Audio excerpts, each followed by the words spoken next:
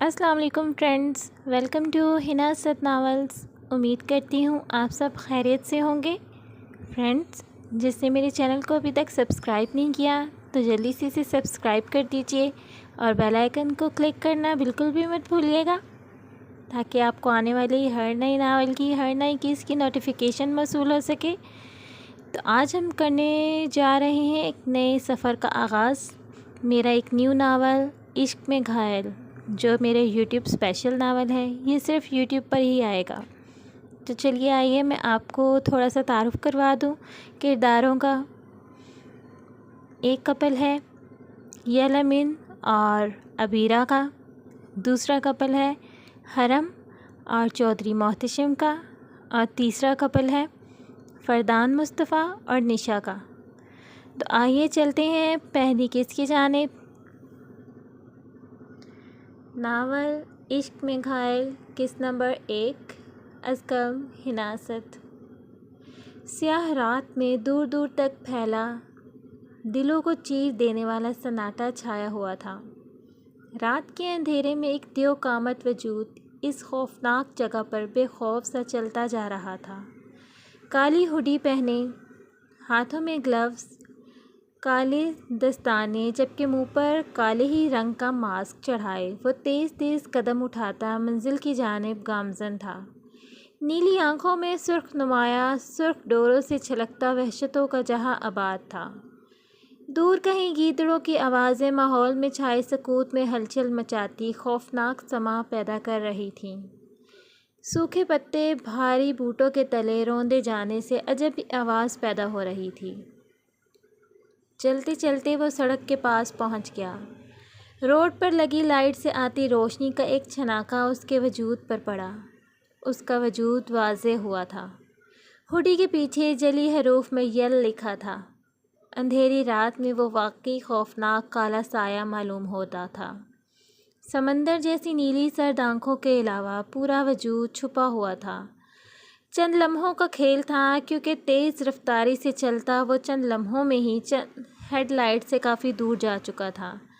ہاتھ میں چمکتا تیز دھار بلیڈ پکڑے وہ اپنی منزل کے سامنے جا کھڑا ہوا۔ سرد آنکھوں میں سامنے دیکھتے اب وحشت چھانے لگی۔ اس مخصوص بنگلے کو دیکھتے ہاتھوں میں ماہرانہ انداز میں چمکتے ہوئے بلیڈ کو گھمانے لگا۔ ایک طائرانہ نگاہ پرسکون ماحول پر ڈالی اور بنا وقت ضائع کیے اندر کی طرف بڑھ گیا۔ یہ قدرے سنسان علاقہ تھا، جہاں آمنے سامنے چند بنگلے تھے، مگر خالی، شاید لوگ سمر ویکیشن پر گھومنے باہر گئے ہوئے تھے۔ وہ مضبوط قدم زمین پر جماتا وہ منزل مقصود کی جانب رواں تھا۔ اس بنگلے کی بیک سائڈ پہ پہنچ کر وہ رکا تھا۔ ہاتھ میں موجود لوہے کی تارنما چیز سے وہ ایک ہی کوشش میں بنگلے کا پچھلے دروازے کا لاک کھول چکا تھا، جیسے اس کام میں وہ ماہر ہو۔ رات کا پچھلا پہر تھا۔ وہ باجوہ ہاؤس کی ساری سیکیورٹی پہلے ہی دیکھ چکا تھا، اس لیے کمال مہارت سے دیوار پھلانگتا لان سے گزرتا ہوا وہ گھر کے اندر داخل ہوا۔ وہ چاہتا تو چوری چپکے بھی اندر جا سکتا تھا، مگر وہ یہی جرأت تو دلیری تو اس کی سحر انگیز باروب شخصیت کا خاصہ تھی۔ وہ اپنی پوری اسرار پرسنالٹی سے ہی تو سب کو خوفزدہ کر دیتا تھا۔ تفصیلی نگاہوں سے حال کا جائزہ لیتا وہ کچن کی طرف آتے کسی وجود کو محسوس کرتا، وہیں رک گیا اور آنے والے کا انتظار کرنے لگا۔ قدموں کی رفتار سے اتنا تو اسے بخوبی علم ہو گیا تھا کہ کچن کی طرف آتا نسوانی وجود تھا۔ وہ آیا ہی تو تھا اس مخصوص گھر کے نسوانی وجود کو اپنی گرفت میں قید کرنے۔ وجدان باجوہ، تو نے میرے ساتھ غداری کی، یل کے ساتھ۔ اب تیری 7 نسلیں بھی یل کے سامنے گڑ گڑائیں گی، تب بھی تیری بہن کا چہرہ دوبارہ نہیں دیکھ پائے گا تو۔ وہ بڑبڑایا تھا۔ تبھی عبیرہ نے کچن میں پاؤں رکھا تھا اور 6 فٹ سے نکلتے قد والے ایک انجان آدمی، جس نے چہرے پر سیاہ ماسک پہن رکھا تھا، اس کو اپنے کچن میں دیکھ کر اس کی آنکھیں پھٹی کی پھٹی رہ گئیں۔ وہ اس قدر بھونچکی رہ گئی تھی کہ اس کے حلق سے چیخ تک نہ نکل سکی۔ اس کی نیلی آنکھوں میں سرخ ڈورے تیرتے اسے وحشتناک محسوس ہوئے تو اس کے وجود میں خوف کی لہر سرایت کر گئی، جبکہ دوسری طرف یل نے گہری نگاہوں سے اس فریز ہوئی لڑکی کو دیکھا جو اپنی چیخ حلق میں دباتی اسے حیران کر گئی تھی۔ اس کے سنہری بال چہرے کے اطراف میں لاپرواہی سے جھول رہے تھے۔ یقیناً وہ سوئی ہوئی اٹھی تھی اور پیاس بجھانے کے لیے پانی لینے کچن میں آئی تھی۔ آدھی سوئی جاگی کیفیت میں تھی، مگر اب نیند اس اجنبی کو سامنے دیکھ بھگ سے اڑ گئی تھی۔ یل نے ہاتھ بڑھا کر اس کے چہرے پر جھولتی ریشمی لٹوں کو اس کے کان کے پیچھے اڑس دیا۔ عبیرہ کی حالت تو یوں تھی جیسے کاٹو تو بدن میں لہو نہیں، وہ برف کا مجسمہ بنی ساکت سی کھڑی تھی۔ یل کو اٹریکٹ کرنا کسی عام انسان کے بس کی بات نہیں۔ اچھا لگا تمہارا انداز، اگر جان کی سلامتی چاہتی ہو تو یوں ہی خاموش رہنا، ورنہ… یل اس سے سراہتا تیز دھار چمکتا بلیڈ نکال کر شیلف پر رکھ گیا۔ عبیرہ جو پہلے سے ہی ڈر سے دم سادے کھڑی تھی، نوکیلی چمکتے بلیڈ کو پھٹی پھٹی نگاہوں سے دیکھتی، وہ اس کے آخری الفاظ پر خوف سے سفید پڑ گئی تھی۔ تم کون ہو؟ چوری کرنے آئے ہو یہاں؟ عبیرہ ہکلائی تھی۔ تمہارے اس عالیشان گھر میں ایسا کچھ بھی نہیں جو میرے کسی کام کا ہو، سوائے تمہارے۔ اس کی بات کا مطلب سمجھ نہیں آیا، وہ نہ سمجھی سے اسے دیکھتے ہوئے مزید پریشان ہوئی تھی۔ ایک سوچ اس کے ذہن میں آئی، شاید کوئی مجرم جو اس کے بابا یا بھائی سے اب بدلہ لینے آیا تھا۔ تمہارا بھائی تو تمہاری طرح ڈرپوک نہیں۔ تبھی اس نے یل سے پنگا لیا۔ بلیڈ کو دوبارہ اپنی جیکٹ کی جیب میں رکھتا وہ باہر نکلنے لگا، مگر پھر کچھ یاد آنے پر اس کی طرف مڑا، جو کہ نکھیوں سے اسے دیکھ رہی تھی۔ واپس مڑتا دیکھ کر لرزنے لگی۔ بنا کوئی آواز نکالے یہیں بیٹھ جاؤ، جب تک تمہارے بھائی سے مل کر نہ آؤں۔ تم یہاں سے کہیں نہیں جاؤ گی۔ انگلی اٹھا کر اسے وارن کر گیا۔ وہ زور زور سے سر ہلاتی وہیں کرسی پر ٹک گئی۔ یل کو یقین تھا کہ وہ جس قدر ڈری سہمی تھی کوئی ایسی حرکت نہیں کرے گی۔ حرم، جب تمہارے بابا نے منع کیا تھا پھر بھی کیوں تم نے اپنا نام لکھوایا؟ بتاؤ مجھے۔ فرح بیگم کڑے تیوروں سے اس کی طرف بڑھی تھیں، جو کہ سہم گئی تھی۔ جب تم اچھے سے جانتی ہو کہ تمہارے بابا کو یوں اکیلی لڑکی کا کہیں بھی باہر جانا گوارا نہیں ہوتا، اور کسی دوسرے گاؤں میں تو پوسٹنگ کروانے پر راضی ہو گئی ہو، وہ بھی 6 ماہ کے لیے۔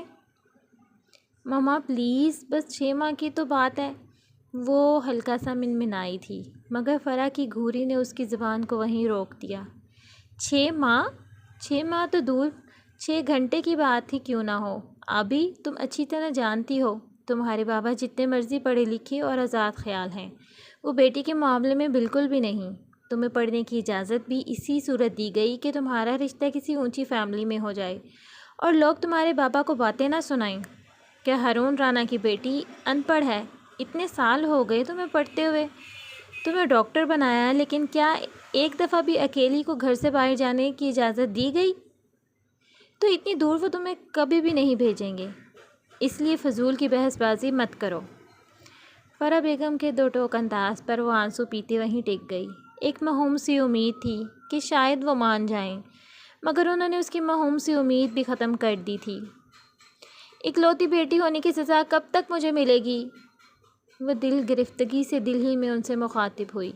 وہ ان کی اکلوتی بیٹی تھی۔ فرح اور ہارون دونوں اس سے بہت پیار کرتے تھے، اس پر جان نچھاور کرتے تھے، اس لیے اسے اکیلے کہیں جانے نہیں دیتے تھے۔ کچھ ماہ صبر کر لو، شادی کے بعد اپنے شوہر کے ساتھ جہاں مرضی جاتی رہنا۔ رشتہ کروانے والی سے کہا ہے تمہارے جوڑ کا کوئی اچھا سا رشتہ تلاش کرنے کو۔ فرح بیگم نے اس کے لٹکے منہ کو دیکھ کر اسے ایک اور امید کی کرن تھمانی چاہیے۔ کیا پتہ ماما، اس سونے کے پنجرے سے نکل کر دوسرے گھر جاؤں تو وہ بھی میرے لیے ایک پنجرہ ہی ہو، جس میں مجھے بس اپنی مرضی سے سانس لینے کی اجازت ہوگی۔ اپنی خواہش کے ٹوٹ جانے پر وہ خود بھی ٹوٹ پھوٹ کا شکار ہونے لگی تھی۔ فرح بیگم کے دل پر لگی تھی، وہ نم آنکھوں سے اس کی پیشانی چومتی اسے اپنے ساتھ لگا گئیں۔ ایسا کیوں سوچتی ہو تم؟ میری ڈاکٹر بیٹی کے لیے پڑھا لکھا ڈاکٹر ہی ڈھونڈوں گی جو میری شہزادی کو خوش رکھے، اس کی من مرضیاں کرنے دے اسے۔ اب خوش؟ فرح بیگم نے اس کی جھولی میں امیدوں کے نئے جگنو ڈالے تھے، تو وہ بھی آنکھوں میں مستقبل کی خوشنما سپنے بنتی مسکرا دی۔ جی ماما، اب خوش۔ بس پلیز ایک بار بابا سے بات کر لینا، مجھے وہاں جانا ہے، وہاں گاؤں کے غریب لوگوں کو میری ضرورت ہے۔ ڈاکٹر ہونے کے ناطے میرا فرض ہے ان کی مدد کرنا۔ بنا غرض کے سب دعائیں دیں گے آپ کو بھی۔ پلیز پلیز، بابا آپ کی بات ضرور مانیں گے، ایک آخری بار سفارش کر دیں نا، اس نے ملتجی لہجے میں کہا۔ اچھا، کوشش کروں گی، انہوں نے تسلی آمیز انداز میں کہا۔ ہائے سچی؟ وہ خوشی سے تمتماتا ہوا چہرہ لیے چہک کر بولی۔ اس کے مسکراتے لہجے پر انہوں نے مسکراتے ہوئے سر اس بات میں ہلا دیا۔ صبح جب اس کی نیند کھلی تو اس نے نیند میں ڈوبی آنکھوں سے گھڑی کی طرف دیکھا جو 6:30 کا ہندسہ پار کر چکی تھی۔ ہڑبڑا کر وہ بستر سے اترا اور واش روم میں گھس گیا۔ تھوڑی دیر بعد تولیے سے منہ صاف کرتا وہ باہر نکلا اور الماری کھول کر کھڑا ہو گیا۔ اسے سمجھ نہیں آ رہا تھا کہ کون سے کپڑے پہنے۔ پچھلے 1 سال سے اس نے اپنے لیے کوئی بھی نیا جوڑا نہیں لیا تھا۔ بابا کی بیماری کے آگے اس نے اپنی ساری ضرورتیں پس پشت ڈال دی تھیں۔ تھوڑی دیر سوچ بچار کرنے کے بعد بلیو جینز کی پینٹ اور سفید شرٹ نکال لی۔ اس کو جلدی جلدی پریس کر کے وہ کچن میں آیا اور اپنے بابا کے لیے چائے بنائی، خود کے لیے آملیٹ بنایا۔ ناشتے سے فارغ ہو کر وہ کمرے میں آیا اور کپڑے لے کر باتھ روم میں گھس گیا۔ 5 منٹ بعد وہ باتھ روم سے باہر نکلا اور جلدی سے تیار ہو کر باہر آ گیا۔ اپنے بابا کے کمرے کی طرف بڑھتے ہوئے اس نے کلائی پر بندھی گھڑی پر نظر ڈالی جو 7 کا ہندسہ پار کر چکی تھی۔ وہ نہیں چاہتا تھا کہ وہ ذرا سا بھی لیٹ ہو، جبکہ انٹرویو کا ٹائم 8 بجے سے تھا۔ اپنے بابا کے کمرے کا دروازہ کھول کر اس نے جب اندر جھانکا تو وہ اپنے کمرے کے آرام دہ بستر میں بے سود لیٹے پڑے تھے۔ وہ دونوں شہر کے انڈسٹریل ایریا کے ایک چھوٹے سے علاقے کے ایک متوسط سے گھر کی انیکسی میں کرائے پر رہتے تھے۔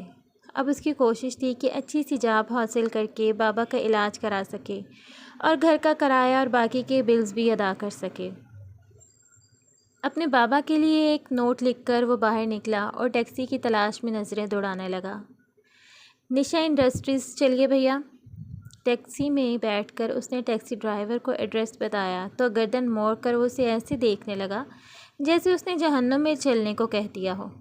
کیا ہوا بھیا، ایسے کیا دیکھ رہے ہیں؟ جلدی چلیں، مجھے دیر ہو رہی ہے۔ جی سر جی۔ وہ سر ہلا کر گاڑی سٹارٹ کرنے لگا۔ تھوڑی دیر بعد گاڑی ایک جھٹکے سے رکی تو اس نے کھڑکی سے سر نکال کر باہر دیکھا۔ یہ کیا بھیا جی، بلڈنگ سے اتنا فاصلے پر گاڑی کیوں روک دی؟ اس نے حیرانی سے ڈرائیور کی طرف دیکھا۔ وہ سر جی، بلڈنگ کے پاس آٹو رکشہ یا ٹیکسی کھڑی کرنے کی اجازت نہیں ہے، مجبوری ہے سر جی، معاف کر دیں۔ وہ بلا وجہ شرمندہ ہو رہا تھا۔ اوہ اچھا، کوئی بات نہیں بھیا۔ اس نے ناسمجھی سے سر ہلایا اور ٹیکسی سے اتر آیا۔ لیجیے بھیا۔ برا نہ مانے تو ایک بات پوچھوں سر جی؟ وہ جو کرایہ ادا کر کے آگے بڑھنے ہی والا تھا ڈرائیور کی آواز پر رک گیا۔ جی پوچھیے۔ وہ جی، آپ اس بلڈنگ میں کیا کرنے آئے ہیں؟ اس کے لہجے میں جھجک تھی۔ انٹرویو دینے کے لیے آیا ہوں۔ اس کے جواب پر ٹیکسی ڈرائیور نے حیرانگی سے اسے اوپر سے نیچے دیکھا۔ اوپر والا آپ کو سلامت رکھے، اجازت دیجیے۔ اتنا کہہ کر وہ اپنی گاڑی ہوائی جہاز کی سپیڈ سے اڑاتا ہوا بگا لے گیا، جبکہ وہ اپنی جگہ پر کھڑا ہون کو چہرہ لیے اس کی بات کا مفہوم سمجھنے میں ہی پریشان رہا۔ تھوڑی دیر بعد وہ سر جھٹک کر بلڈنگ کی طرف بڑھا ہی تھا کہ ایک تیز رفتار گاڑی اس کے بالکل قریب سے گزری۔ کل رات شہر میں بارش ہوئی تھی جس کی وجہ سے سڑک پر پانی ابھی تک جمع تھا۔ تیز رفتار گاڑی کے قریب سے گزرنے پر گندے پانی کے چھینٹے اڑ کر فردان مصطفیٰ کے واحد اچھی صاف ستھری سفید شرٹ کا نقشہ بگاڑ گئے۔ وہ اپنے اندر ابلتے ہوئے لاوے سے چھٹپٹا کر رہ گیا۔ تم خود کو سمجھتی کیا ہو؟ گاڑی میں بیٹھ کر کسی پر بھی کیچڑ اچھالنے کا حق مل گیا تمہیں؟ اس کے زہر خون لہجے میں اژدہوں کی سی پھنکار تھی۔ 2 گارڈز نے اس سر پھرے لڑکے کو بغور دیکھا جو صبح صبح ہی ان کی میڈم سے الجھنے لگا تھا۔ پھر نشا دورانی کی BMW کا ڈور کھولا۔ وہ دونوں مؤدب انداز میں سر جھکائے کھڑے تھے تاکہ ان کی میڈم باہر آ سکے۔ تم ابھی مجھے جانتی نہیں کس پر کیچڑ اچھالا ہے تم نے؟ مرتے دم تک نہیں بھولے گا فردان مصطفیٰ کا نام۔ اونچی دکان، پھیکا پکوان۔ اس کی بھوری آنکھوں میں شعلوں کی سی لپک تھی جو مقابل کو جلا کر بھسم کر دینے والی تھی۔ وہ حیرانگی سے اسے دیکھ رہی تھی جو اسے بنا رکے بے دھڑک سنائی چلا جا رہا تھا۔ گندمی رنگت، دراز قد، جینز اور ٹی شرٹ میں ملبوس گھنے بال بے فکری سے پیشانی پر لاپرواہی سے بکھرے ہوئے تھے۔ پوری آنکھوں میں شعلوں کی سی لپک خاصا معقول سا لگا۔ یہ تو زیادہ سے زیادہ 23-24 سال کا لگ رہا تھا۔ نشا درانی کی آنکھوں میں تشویش ابھری۔ فردان مصطفیٰ نے اپنی عنابی لبوں کو بھینچ لیا اور اس کا سرتاپا جائزہ لیا۔ بلیک ڈریس پینٹ اور لیڈیز کوٹ میں ملبوس وہ مومی گڑیا لگی، پاؤں میں black high heels court shoes پہنے، شاداب تر و تازہ چہرہ، بڑی بڑی آنکھیں۔ اس کی نظر چہرے سے ہوتی ہوئی اس کے بالوں تک گئی۔ گھنے سیاہ بالوں کو ہائی ٹیل میں مکیٹ کیا گیا تھا، جس میں سے کچھ شریر لٹیں نکل کر اس کے گالوں کو چوم رہی تھیں۔ گال پر بکھری ناگن سی زلفیں ہوتی اس کی نظر ان ڈائمنڈ ایئرنگز پر پڑی جو اس کے کانچ لڑکی کی کان کی لو میں چمک رہے تھے۔ وہ جیسے سحر میں جکڑا جا رہا تھا۔ نظر تھی کہ لوٹ کر واپس آنے سے انکاری تھی، مگر اس نے فوراً نظروں کا زاویہ بدل لیا۔ کتنی بار کہا ہے گارڈ، آئی ہیٹ گاربیج۔ وہ ایک اچٹتی ہوئی تنفر زدہ نظر فردان مصطفیٰ پر ڈالتی گارڈ سے مخاطب ہوئی۔ نشا انڈسٹریز کے سامنے مجھے ایسا گند قطعی پسند نہیں۔ وہ آنکھوں سے گاگلز اتار کر سر پر لگاتے ہوئے کروفر زدہ آواز میں بولی، تھرو ہم آؤٹ سائڈ۔ بنا فردان مصطفیٰ کو دیکھے وہ حقارت زدہ لہجے میں بولتی، شاہانہ انداز میں اپنی ہائی ہیل سے چلتے شاندار عمارت کے اندر داخل ہو گئی۔ اس کی ہائی ہیلز کی ٹک ٹک کی آواز فردان مصطفیٰ کو اپنے کانوں میں ہتھوڑے کی مانند بجتی ہوئی محسوس ہوئی۔ بے شک وہ غریب تھا، مگر آج پہلی بار اس کی اتنی بے عزتی کی گئی تھی، اور وہ بھی ایک صنف مخالف نے اس کا خون کھول اٹھا تھا۔ وہ اس کے پیچھے لپکا، مگر گارڈز نے اس کے بازوؤں سے پکڑ کر اسے اندر جانے سے روک دیا۔ تمہاری ہمت کیسے ہوئی مجھے کوڑا کرکٹ کہنے کی؟ اصل سوسائٹی کا گند تو تم ہو۔ فردان مصطفیٰ نے ان گارڈ سے اپنا آپ چھڑواتے ہوئے اونچی آواز میں کہا۔ نشا درانی جو اندر داخل ہونے والی تھی، اس کے قدم وہیں تھم گئے۔ اس نے پلٹ کر گردن ترچھی کیے اسے قہر زدہ نگاہوں سے دیکھا۔ سورج کا سفر مشرق سے شروع ہو کر مغرب تک تقریباً ختم ہونے والا تھا۔ پرندوں کی چہچہاہٹ میں بھی آہستہ آہستہ کمی محسوس ہو رہی تھی۔ سب گاؤں والوں کے چولہے روشن تھے، بچوں کے رونے کی آوازیں بھی آ رہی تھیں۔ سورج اپنی منزل تک پہنچ چکا تھا۔ اب چاند نے اپنا سفر شروع کر دیا تھا۔ آج چاند کی 14ویں رات تھی۔ چاند کی ہلکی ہلکی روشنی اندھیرے کو مات دینے کی کوشش کر رہی تھی۔ چودھری محتشم کی گاڑی کو نشانہ بنایا گیا تھا۔ وہ اکیلا تھا جب یہ حادثہ پیش آیا۔ وہ بمشکل اپنی گاڑی سے باہر نکلا، اب موبائل کی ٹارچ کی روشنی کے سہارے بڑی بڑی جھاڑیوں کے درمیان چلتا جا رہا تھا۔ کانٹوں بھرے راستوں کے اختتام پہ اس نے اونچی پہاڑی تھی، اس لیے وہ لمبے لمبے قدم اٹھاتا ہوا آگے جا رہا تھا۔ تیز چلنے کی وجہ سے اس کا سانس پھول چکا تھا، لیکن اس کے قدموں کی رفتار میں کوئی کمی نہیں آئی۔ جھاڑیوں بھرا مشکل بھرا راستہ ختم ہو چکا تھا۔ اب وہ اونچی پہاڑی پہ چڑھنے کے لیے اپنا قدم رکھ چکا تھا۔ شاید دوسری طرف یہاں پہ کوئی مدد مل جائے۔ اب اس نے اپنا فون منہ میں دبا لیا، کیونکہ پہاڑی پہ چڑھنے کے لیے بعض مقامات پہ اسے اپنے ہاتھوں کا استعمال بھی کرنا تھا۔ گہری خاموشی میں جب وہ قدم رکھتا تو ہر طرف ایک شور پیدا ہو جاتا، پتھروں سے پتھر ٹکرانے کا شور۔ ایسے میں وہ خود کے قدموں سے پیدا ہونے والی آواز کو بخوبی سن رہا تھا۔ ایک تو رات کا وقت تھا، اور دوسرا وہ کسی کو بتا کر نہیں آیا تھا کہ وہ کہاں جا رہا ہے، اور یہ حادثہ پیش آ گیا۔ وہ اس پہاڑی کے نصف حصے تک پہنچ چکا تھا۔ اب وہ کافی حد تک تھک چکا تھا، بہت لمبا سفر طے کر کے آیا تھا۔ وہ پہاڑوں کا بیٹا ضرور تھا، اس نے اپنا بچپن لڑکپن یہیں گزارا تھا، انہی پہاڑی علاقوں میں، مگر ان سب کے باوجود وہ ایک انسان بھی تھا، اور انسان کبھی حد سے زیادہ بوجھ برداشت نہیں کر سکتا۔ تھوڑی دیر ایک بڑے پتھر پر بیٹھنے کے بعد اس نے ایک بار پھر سے اپنا سفر شروع کیا، اور ایک بار اس پہاڑی پہ چڑھنے لگا۔ اب اس کی منزل شاید اس کے قریب تھی۔ وہ تقریباً اپنی منزل تک پہنچ چکا تھا۔ اس نے نظر اٹھائی تو سامنے ایک بہت حسین لڑکی کو دیکھا۔ یہ کہنا غلط نہیں تھا کہ اس نے اپنی زندگی میں کبھی اس جیسی خوبصورت لڑکی نہیں دیکھی تھی۔ وہ لڑکی اس گاؤں کی نہیں تھی، یہ تو وہ جانتا تھا، مگر وہ کس گاؤں کی ہے یہ وہ نہیں جانتا تھا۔ وہ لڑکی اسے دیکھ کر مسکرانے لگی اور یہ اس کے لیے غنیمت تھی۔ اس نے بات شروع کرنے کے لیے اس لڑکی سے پوچھنا چاہا کہ وہ اس وقت یہاں کیا کر رہی ہے۔ وہ پورے جسم پہ سیاہ چادر اوڑھے کھڑی تھی۔ اس کے چہرے پر مسکراہٹ کے ساتھ ساتھ حیرت کے آثار بھی نمودار ہوئے، کیونکہ ابھی تھوڑی دیر پہلے تک اس پہاڑی پر جب اس نے ہر طرف اچھی طرح دیکھا تھا،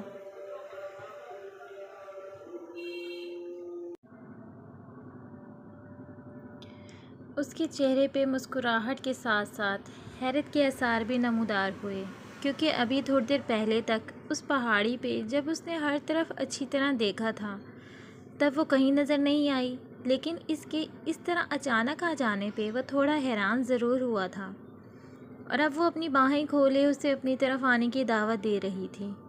اس کی آنکھوں میں ایک عجیب چمک تھی، ہونٹوں پہ پر اصرار مسکراہٹ۔ آ گئی تم؟ میں تمہارا ہی انتظار کر رہی تھی۔ اس کی آواز بھی پہاڑوں سے ٹکرا رہی تھی۔ وہ اپنے قدم اٹھاتے ہوئے مدد طلب کرنے کے لیے اس کی طرف بڑھنے لگا۔ حادثے کے باعث زخمی حالت میں اسے چلنا دوبھر ہوا جا رہا تھا۔ جیسے ہی چودھری محتشم کی نظر اس لڑکی کے پیروں پر پڑی جو الٹے تھے، ایک بار تو اس کی آنکھوں کے سامنے اندھیرا چھا گیا۔ وہ اپنا توازن برقرار نہ رکھ سکا۔ ایسے قصے کہانیاں تو بہت سن رکھے تھے، الٹے پاؤں والی حسین چڑیلوں کے، مگر کبھی وہ واسطہ نہیں پڑا تھا، اور آج پہلی بار ایسی سچویشن کا سامنا کرنا پڑا تو وہ گڑبڑا گیا اور اپنا توازن کھو کر ہچکولے کھاتے ہوئے پہاڑ کی اونچائی سے واپس نیچے کی طرف گرنے لگا۔ جب وہ پتھریلی زمین پر گرا بے ہوش ہونے سے پہلے، اس نے واپس پہاڑی کی طرف دیکھا۔ وہ اس کی جانب دیکھتے ہوئے مسکرا رہی تھی۔ آہستہ آہستہ چودھری محتشم کی آنکھیں بند ہوتی گئیں۔ تو ڈیئر ریڈرز، کیسی لگی آپ کو پہلی قسط اس ناول کی؟ امید کرتی ہوں اچھی لگی ہوگی۔ اگر نہیں بھی اچھی لگی تو بھی کمنٹ سیکشن میں اپنی رائے سے ضرور نوازیے گا۔ اور کیسے لگ رہا ہے نیا ناول، اس کی سٹوری، اس کے کریکٹر، کس چیز نے آپ کو اٹریکٹ کیا ہے پہلی قسط میں، مجھے ضرور بتائیے گا۔ کیا چیز آپ کا، کون سا کریکٹر آپ کو اچھا لگا پڑھنے میں، کون سا مزہ آیا پڑھنے میں، مجھے ضرور بتائیے گا۔ اپنا بہت سا خیال رکھیے گا۔ آپ کے رسپانس پر منحصر ہے کہ اگر آپ اچھا مجھے رسپانس دیں گے تو میری پوری کوشش رہے گی کہ میں روز نئی قسط اپلوڈ کیا کروں گی اس ناول کی۔ لیکن اگر آپ نے پھیکا رسپانس دیا تو پھر میں بھی اپنی مرضی سے 1 دن بعد 2 دن بعد جب دل کیا تب ایپیسوڈ دوں گی۔ تو اگر روز ایپی چاہیے تو مجھے اچھا سے رسپانس دیجیے، اپنی موجودگی کا احساس دلائیے۔ اپنا بہت سا خیال رکھیے۔ آپ کے اتنا سی رائٹر ہناست، انشاءاللہ جلدی ملتے ہیں اگلی قسط کے ساتھ۔ اللہ حافظ۔